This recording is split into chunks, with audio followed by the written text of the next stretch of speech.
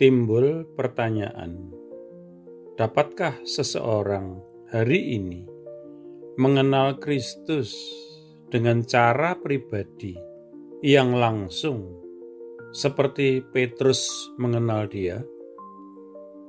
Jawabannya adalah ya, karena dua alasan berikut.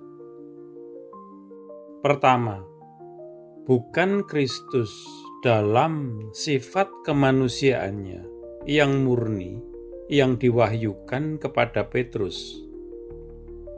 Petrus sudah mengenal Yesus dari Nazaret, anak tukang kayu itu. Dia yang kini dinyatakan kepada Petrus adalah Putra Allah yang ilahi, kekal dan tidak berubah. Ini adalah Kristus yang sama, yang sekarang hidup dimuliakan di surga, di sebelah kanan Bapa. Dalam kurun waktu hampir 2000 tahun, tidak ada perubahan sama sekali pada dirinya. Ia tetaplah Yesus Kristus, sama kemarin, hari ini, dan selamanya. Sebagaimana Dia dinyatakan kepada Petrus, Dia masih dapat dinyatakan hari ini kepada orang-orang yang dengan sungguh-sungguh mencari Dia. Kedua, pewahyuan tidak datang melalui daging dan darah, oleh sarana fisik atau indera apapun. Itu adalah pewahyuan spiritual, pekerjaan Roh Kudus. Roh yang sama yang memberikan pewahyuan ini kepada Petrus masih bekerja di seluruh dunia, menyatakan Kristus yang sama. Yesus sendiri berjanji kepada murid-muridnya. Namun, ketika Dia, Roh kebenaran, telah datang, Dia akan menuntun kamu ke dalam seluruh kebenaran. Karena Dia tidak akan berbicara atas otoritasnya sendiri, tetapi apapun yang Dia dengar, Dia akan mengatakan, dan Dia akan memberitahukan kamu hal-hal yang akan datang. Dia akan memuliakan Aku, karena Dia akan mengambil apa yang menjadi milikku dan menyatakannya kepadamu. Yohanes 16 ayat 13-14. Karena pewahyuan spiritual berada di dalam dimensi spiritual yang kekal, maka pewahyuan tersebut tidak dibatasi oleh faktor-faktor materi atau fisik, seperti berlalunya waktu atau berubahnya bahasa, adat istiadat, pakaian, ataupun keadaan.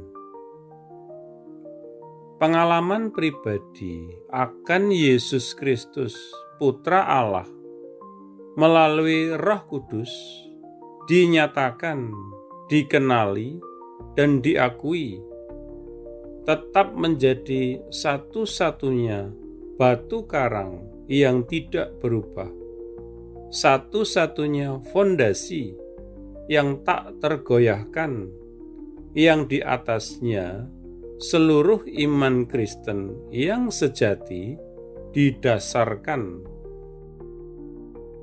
Pengakuan iman dan pendapat, gereja dan denominasi, semuanya ini dapat berubah. Namun, batu karang keselamatan Tuhan yang sejati ini melalui iman pribadi di dalam Kristus tetap kekal dan tidak berubah. Di atasnya, seseorang dapat membangun imannya untuk sekarang ini dan untuk kekekalan, dengan keyakinan bahwa tidak akan pernah ada yang dapat menggulingkannya. Kita berdoa.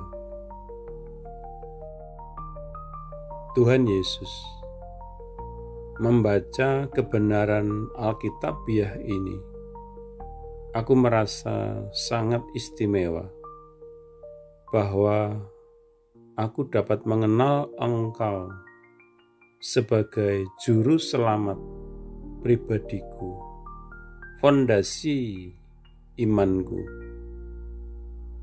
Allah Bapa, terima kasih karena Engkau telah mengutus Putramu sebagai juru selamat dunia, dan bahwa aku dapat menjadi miliknya selamanya. Amin.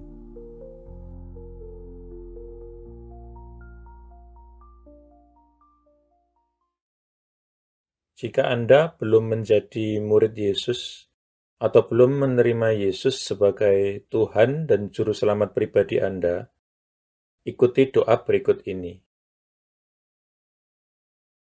Tuhan Yesus Kristus, aku percaya bahwa Engkau adalah Anak Allah dan jalan satu-satunya menuju kepada Bapa, dan bahwa Engkau telah mati di kayu salib untuk dosa-dosa yang aku perbuat, dikuburkan, namun kemudian Engkau bangkit kembali dari antara orang mati, supaya aku dapat diampuni dan menerima hidup yang kekal. Aku menanggalkan segala kebanggaan dan pembenaran diri sendiri agamawi, dan segala macam gengsi yang tidak berasal daripadamu. Aku tidak punya klaim apapun atas belas kasihan-Mu, kecuali bahwa Engkau telah mati menggantikan aku. Sekarang aku tidak akan memberontak dan berdosa lagi kepadamu, ya Tuhan.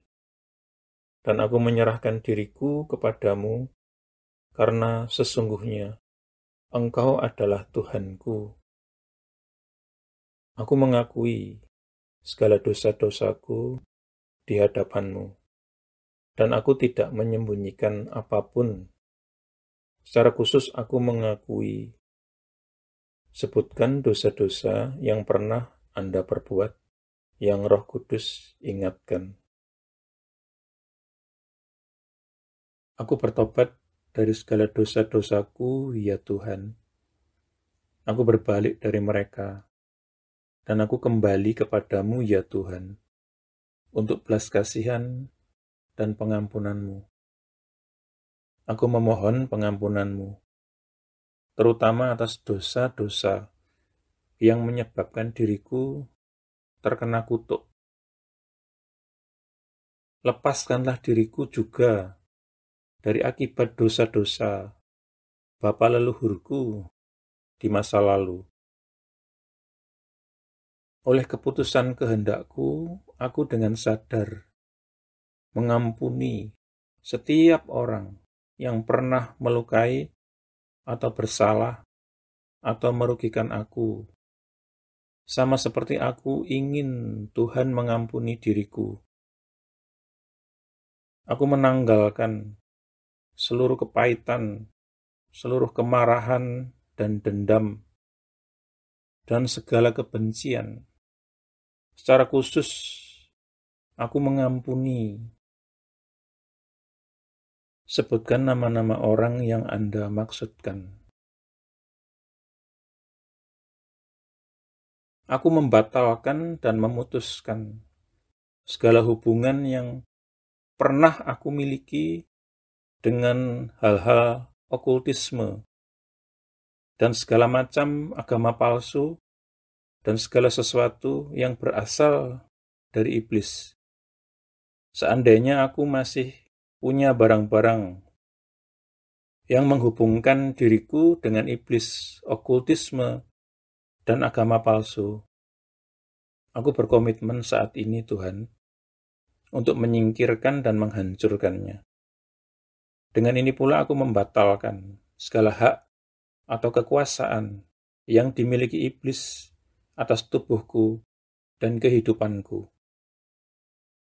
Tuhan Yesus, aku berterima kasih bahwa di kayu salib Engkau telah menanggung segala kutuk yang mungkin mengikat diriku selama ini. Engkau telah dijadikan kutuk, supaya aku dapat ditebus dari setiap kutuk dan mewarisi berkat-berkat Allah. Atas dasar itu, aku memohon Engkau, Tuhan, untuk melepaskan aku dan membebaskan aku dari segala kutuk yang mengikat kehidupanku di dalam nama-Mu, Tuhan Yesus Kristus. Aku menyerahkan diri dan menundukkan diri kepadamu, ya Tuhan, dan aku melawan iblis. Dengan iman, aku menerima kelepasanku sekarang, dan kuucapkan terima kasih, Tuhan, untuk kelepasan ini. Amin. Selanjutnya, Anda bisa mendapatkan pengajaran meletakkan fondasi bagi murid Yesus dengan subscribe di channel ini. Tuhan Yesus memberkati.